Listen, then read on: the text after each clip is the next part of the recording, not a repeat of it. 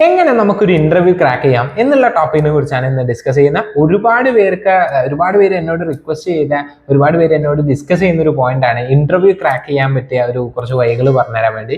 So അതിനെ കണ്ടിട്ട് ഞാൻ ഒന്ന് രണ്ട് കാര്യങ്ങൾ ചെയ്യുന്നുണ്ട്. ഒന്ന്, ഇന്റർവ്യൂ ക്രാക്ക് ചെയ്യാൻ വേണ്ടി കുറച്ച് കാര്യങ്ങൾ ഞാൻ ഇതിൽ ആഡ് ചെയ്ത് നിങ്ങളോട് പറയുന്നുണ്ട്.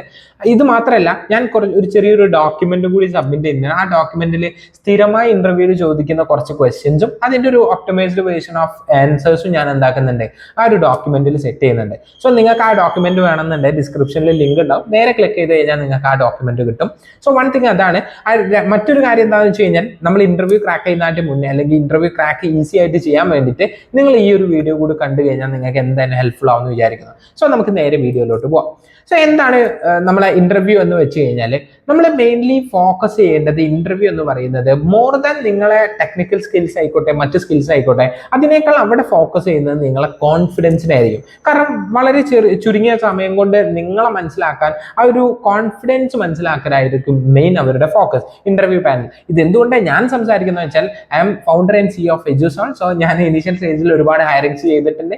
ഇപ്പം നമ്മളെ HR ടീമും ഒക്കെ ആണ് ഹയറിങ്സ് ചെയ്യുന്നുണ്ടെങ്കിലും, ഈ ഹയറിങ്സിൽ നമ്മൾ ചെയ്യുന്ന അല്ലെങ്കിൽ നമ്മൾ HR പറഞ്ഞു കൊടുക്കുന്ന നമുക്ക് എങ്ങനത്തെ കൈൻഡ് ഓഫ് കാൻഡിഡേറ്റ്സിനാണ് വേണ്ടത് എന്ന് പറഞ്ഞു കൊടുക്കുന്ന മെയിൻ പോയിന്റ്സ് ഇൻക്ലൂഡ് ചെയ്തിട്ടാണ് ഞാൻ ഈ ഒരു വീഡിയോ ചെയ്യുന്നത്. സോ നിങ്ങൾക്ക് ഇത് റിലേറ്റ് ചെയ്ത് എന്ത് ഡൗട്ട്സും കാര്യങ്ങളൊക്കെ എന്റെ കമന്റിൽ അറിയിച്ചു കഴിഞ്ഞാൽ നമ്മളെ ടീം നിങ്ങൾക്ക് എന്താക്കും, റെസ്പോൺസ് തരുന്നതായിരിക്കും. സോ നമുക്ക് നേരെ വീഡിയോയിലോട്ട് പോകാം. അതായത് ഞാൻ ഈ പറഞ്ഞ പോലെ തന്നെ ഇന്റർവ്യൂ മെയിൻലി ഫോക്കസ് ചെയ്യുന്നത് കോൺഫിഡൻസ് ചെക്കിംഗ് ആണ്. അതായത് നിങ്ങളുടെ കോൺഫിഡൻസ് എത്ര ഉണ്ട്, നിങ്ങൾ ആ ഒരു സാധനം ചെയ്യാനുള്ള, നിങ്ങൾക്ക് പറയാനുള്ള ഒരു റെസ്പോൺസിബിലിറ്റി നിങ്ങളെ ഏൽപ്പിച്ചു കഴിഞ്ഞാൽ നിങ്ങൾ എത്ര വൃത്തിക്ക് ചെയ്യുമെന്ന് മനസ്സിലാക്കാനുള്ള നിങ്ങളെ കോൺഫിഡൻസ് ആണ്. അപ്പൊ അതിന് വേണ്ടിയിട്ട് ഒരു 3 കാര്യങ്ങൾ ഞാൻ ഈ ഒരു വീഡിയോയിലൂടെ പെട്ടെന്ന് പറഞ്ഞു പോകാം. ഒന്നാമത്തത്, ഈ കോൺഫിഡൻസ് ചെക്കിംഗ് ആയതുകൊണ്ട് നിങ്ങൾ എന്ത് ചെയ്യണം എന്ന് വെച്ചാൽ, നിങ്ങളെ അപ്പിയറൻസ് പ്രോപ്പർ ആക്കി നിങ്ങൾക്ക് കംഫർട്ട് ഉള്ള രീതിയിൽ വേണം നിങ്ങൾ വരാൻ.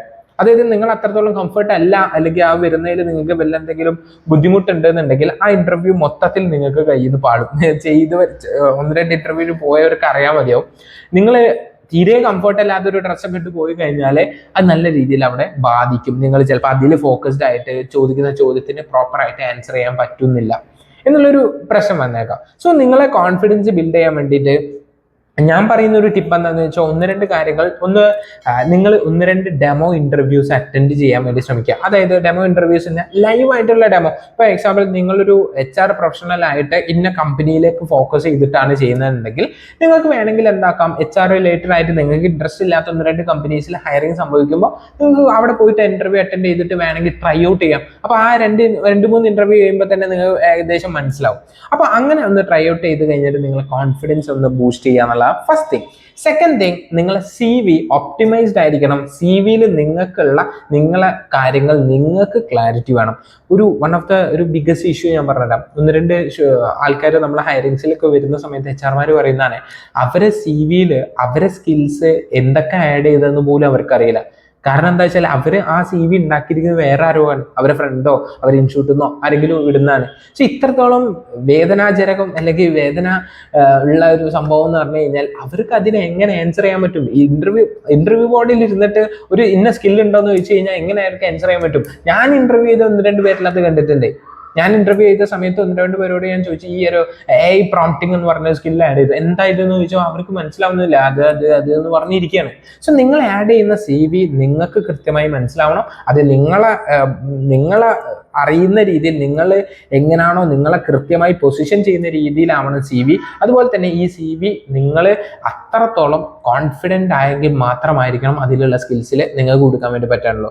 മൂന്നാമത്തെ കാര്യം എന്താണെന്ന് വെച്ച് കഴിഞ്ഞാൽ, വെരി ഇമ്പോർട്ടൻറ്റ് ഒരു കാര്യം എന്ന് വെച്ചാൽ, ഇന്റർവ്യൂവിന് ബേസിക് ആയി ചോദിക്കുന്ന ഒരുപാട് ക്വസ്റ്റ്യൻസിന് നമ്മൾ ആൻസർ ചെയ്യുന്ന സ്റ്റൈലാണ്. അതായത് ആൻസർ ചെയ്യാൻ ഒരുപാട് സ്റ്റൈൽസ് ഉണ്ടാവും. അതിനാണ് ഞാൻ ഒരു ഡോക്യുമെന്റ് സബ്മിറ്റ് ചെയ്തിട്ട് അത് ചെക്ക് ചെയ്ത് കഴിഞ്ഞാൽ ജസ്റ്റ് ഒരു ബേസിക് ഐഡിയ നിങ്ങൾക്ക് കിട്ടും. എന്നാലും നിങ്ങൾ അത് കാണാതെ പറയുന്ന സ്റ്റൈലേ ആവരുത്. നിങ്ങളെ ഉള്ളിൽ നിന്ന് പറയുന്ന, നിങ്ങൾക്ക് അത്ര കോൺഫിഡൻസ് വരുന്ന രീതിയിൽ വേണം നിങ്ങൾ അതിനെ ആൻസർ ചെയ്യാൻ. ഒരു ബെസ്റ്റ് എക്സാമ്പിൾ ഞാൻ പറഞ്ഞുതരാം. നിങ്ങളെ സെൽഫ് ഇൻട്രൊഡക്ഷൻ ചെയ്യാം. നിങ്ങൾ അത് കാണാതെ ഇംഗ്ലീഷ് പഠിച്ച് പറയുന്ന ഒരുപാട് പേരുണ്ട്. നിങ്ങൾ ഇംഗ്ലീഷ് പറയണമെന്നാവൂല അവിടുത്തെ ഫോക്കസ് എന്താ പറയുക, നിങ്ങൾ കോൺഫിഡൻസിൽ പറയണം എന്നുള്ള ഒന്ന്. രണ്ടാമത്തേത് സെൽഫ് ഇൻട്രൊഡക്ഷനിൽ ഒരുപാട് പേര് അവരെ വളരെ പേഴ്സണൽ കാര്യങ്ങളായിരിക്കും പറയാം, അതല്ല അവിടെ ഫോക്കസ് ചെയ്യുന്നത്. ആ സെൽഫ് ഇൻട്രൊഡക്ഷനിലൂടെ നിങ്ങളെ പൊസിഷൻ ചെയ്ത് നിങ്ങളെ ആ കമ്പനിയുടെ ആ ഒരു ജോബിന്റെ പൊസിഷൻ ഉണ്ടാവുമല്ലോ, അവിടേക്ക് എങ്ങനെ അതിനെ മൈലേജ് ചെയ്യുന്നു എന്നുള്ള രീതിയിൽ വേണം നിങ്ങളെ സെൽഫ് ഇൻട്രോ വരെ ചെയ്യാൻ. എന്തെങ്കിലും ഡൗട്ട്സോ കാര്യങ്ങൾ ഉണ്ടെങ്കിൽ നിങ്ങൾ കമന്റ് സെക്ഷനിൽ അറിയിച്ചു കഴിഞ്ഞാൽ നമ്മൾ ഡീറ്റെയിൽ ആയിട്ട് പറഞ്ഞുതരായിരിക്കും. സോ അങ്ങനെ ആ രീതിയിൽ നിങ്ങളെ പൊസിഷൻ ചെയ്യുന്ന ആവണം ഈവൻ സെൽഫ് ഇൻട്രൊഡക്ഷൻ വരെ. അപ്പൊ നിങ്ങൾക്ക് അറൗണ്ട് ബാക്കിയുള്ള ക്വസ്റ്റ്യൻസ് നിങ്ങൾക്ക് നല്ല രീതിയിൽ എന്താക്കാൻ പറ്റും, കമ്മ്യൂണിക്കേറ്റ് ചെയ്യാൻ വേണ്ടി പറ്റും.